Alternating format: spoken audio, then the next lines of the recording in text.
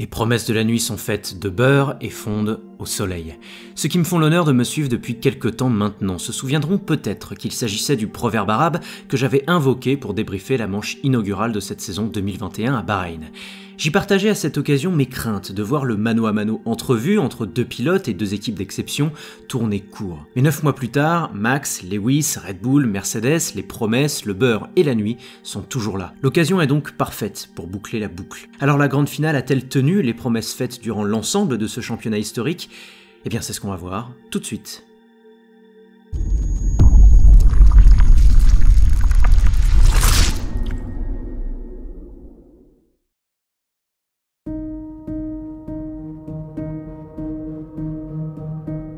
Par où commencer ? Peut-être parce qu'il me paraît être une évidence. Max Verstappen, Red Bull et Honda méritent pleinement le titre de champion du monde qu'ils sont allés chercher au forceps face à Lewis Hamilton et sa Mercedes. 10 victoires contre 8, 10 pole positions contre 5, 650 tours menés contre près de 300. Max, par une constance sans faille de mars jusqu'à décembre au volant d'une monoplace qui ne m'a pas semblé être la meilleure durant la majeure partie de la saison, a été la locomotive de ce championnat et dans le fond de l'affaire, on ne peut que constater qu'une certaine logique sportive a été respectée.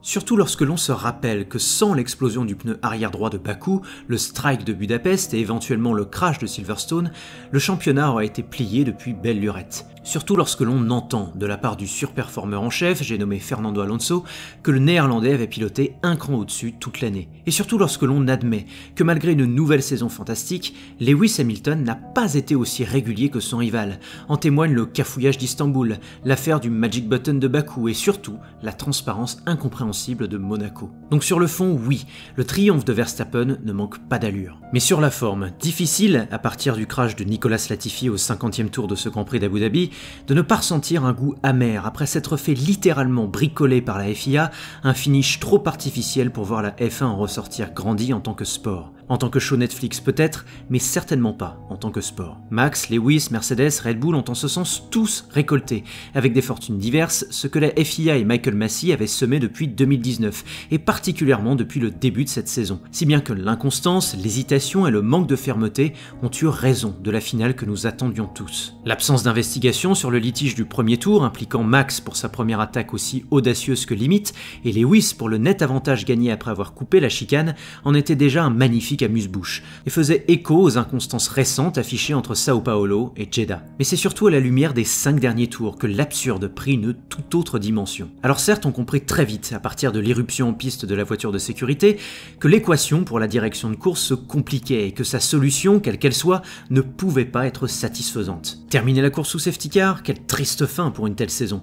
La faire repartir un tour plus tôt mais sans le dédoublement des retardataires, c'était la polémique assurée. Invoquer un sempiternel drapeau rouge, c'était un petit peu exagéré. Mais sachant cela, la FIA a troqué la perspective d'une solution insatisfaisante mais dans les clous du règlement contre la mise en application d'une autre solution tant illégale que catastrophique. Car qu'y a-t-il de pire que de créer, abroger, respecter à moitié et bidouiller des règles qu'on est censé garantir ? À ce titre, les choses méritent d'être dites une bonne fois pour toutes. Sous pression constante d'un étau composé de Mercedes à gauche et de Red Bull à droite, Michael Masi a délibérément bâclé la fin du régime de safety car et orchestré un 1 contre 1 en demandant aux 5 voitures tampons entre Lewis Hamilton et Max Verstappen de se dédoubler de leur tour de retard après avoir décrété l'inverse. Le tout au mépris de la neutralité obligatoire de la FIA, de la sécurité des pilotes et des commissaires de piste, du règlement sportif et des retardataires tels que Ricciardo et Stroll qui, eux, n'ont pas bénéficié des mêmes règles que les autres. Tu trouves pas que ça fait gros là ? Si à partir de cela on peut se montrer objectivement satisfait d'une logique sportive respectée par le titre de Max, comment ne pas ressentir un minimum d'empathie pour un Lewis qu'on a volontairement sacrifié sur l'autel du spectacle et qui, à juste titre, estime que les dés ont été pipés par les arbitres. Après s'être cru chef d'orchestre d'un spectacle alors qu'il n'est que l'arbitre d'un sport, Michael Masi rétorquera agacé à un Toto Wolff harcelant qu'il n'a fait que promouvoir la course automobile. Mais pour ma part, je n'ai pas vu une fin de course automobile, mais bel et bien un show scripté à la dernière minute et dans lequel le sport n'a pleinement pas eu le dernier mot. Et c'est pour toutes ces raisons, comme on aurait pu le craindre, que la FIA n'a pas été à la hauteur des promesses de la manche finale de cette saison 2021.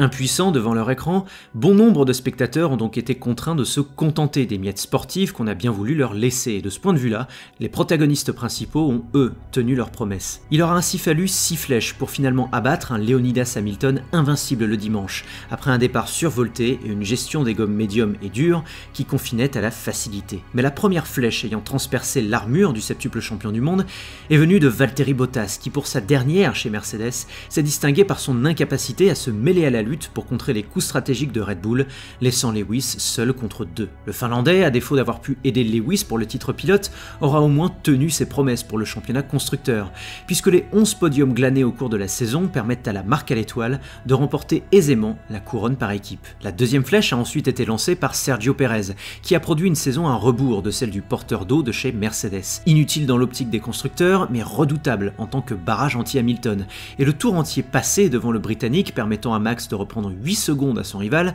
forçait l'admiration. Cette défense incroyable a de surcroît rendu le leader vulnérable pour le reste de la course, dans le cas d'une VSC ou d'une safety car.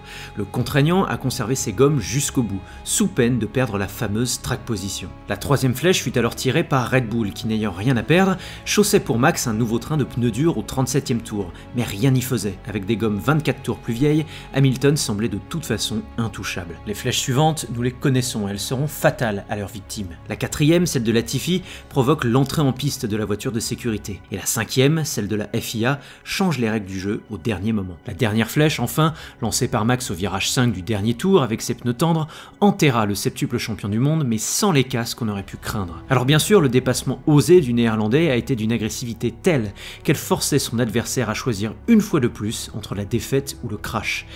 Toujours est-il que ce dénouement en piste, en faisant abstraction de ce qui en est à l'origine, a lui aussi tenu ses promesses, du dépassement audacieux à la défense correctement virile de Verstappen, en passant par la résistance héroïque de Hamilton avec des pneus de 45 tours d'âge. En touchant du doigt cette 8e couronne qui, sans conteste, aurait été la plus belle, Lewis sera donc submergé par la déception et un sentiment d'injustice, mais ne devra pas oublier qu'en tant que pilote, il n'a pas perdu le championnat au dernier tour du dernier Grand Prix, mais bien avant, et devra se souvenir que pour battre Max Verstappen en piste, il devra peut-être davantage rentrer dans le jeu de l'agressivité que lui impose son nouveau champion.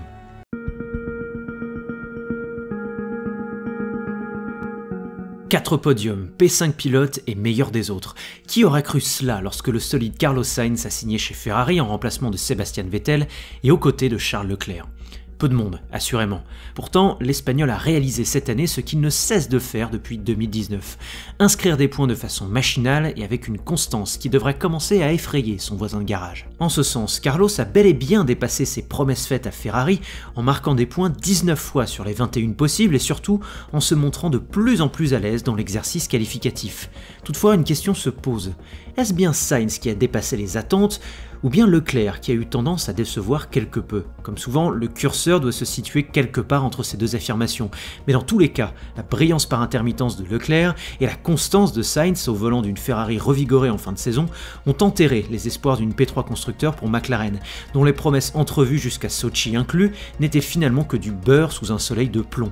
La faute à l'inconstance des deux pilotes, à un manque de compétitivité criant des monoplaces et à des crevaisons à répétition pour Norris. Derrière, pas de promesse pour Alpine, du moins pas pour l'instant, mais plutôt le fameux El Plan, scandé par Fernando Alonso tel un slogan électoral et repris en chœur par toute l'équipe d'Enstone. L'équipe française aura à cet égard produit un dernier Grand Prix qui ressemble à sa saison 2021, avec un Alonso poussif en qualif mais redoutable en course, et un Esteban Ocon toujours derrière l'Espagnol mais reboosté depuis le Qatar. Et alors qu'Alpine sécurise la P5 constructeur, son principal challenger AlphaTauri a de quoi nourrir quelques regrets en constatant la fin de saison tonitruante de Pierre Gasly et surtout celle d'un Yuki Tsunoda qui s'est payé le luxe d'humilier la Mercedes de Bottas au dernier tour. Enfin, les promesses de voir Kimi Raikkonen sortir, au moins par la petite porte, ont elles aussi fondu sous le soleil couchant d'Abu Dhabi. Bien entendu, vu le final, nul ne doute que la sortie d'Iceman aurait quoi qu'il arrive été discrète, pour ne pas dire transparente.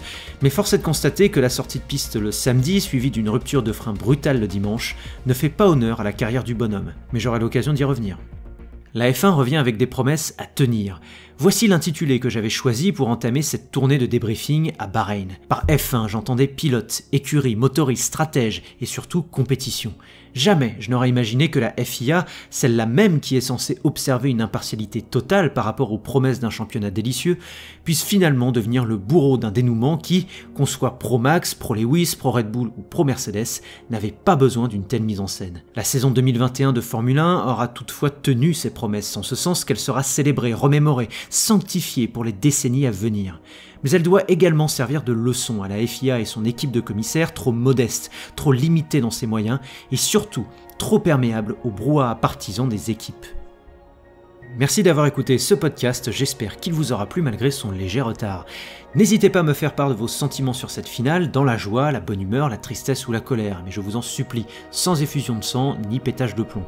Pour ma part, vous devez vous en douter, l'exercice du débrief en 3 parties, toutes reliées par une citation et répétées 22 fois, a été plus qu'éprouvant, à tel point que je ne peux pas vous garantir qu'il reviendra sous cette forme l'an prochain. Mais avoir accompli cette chronique pour commenter la saison de Formule 1 la plus extraordinaire que mon cœur de fan, mes yeux d'observateur et mon cerveau d'apprenti youtubeur aient pu vivre, en valait bien la chandelle. Surtout lorsque je sais que votre engagement et votre soutien m'ont donné le carburant nécessaire à fignoler pour vous ces vidéos à des heures pas très recommandables. Alors à très bientôt pour de nouvelles aventures. Ciao!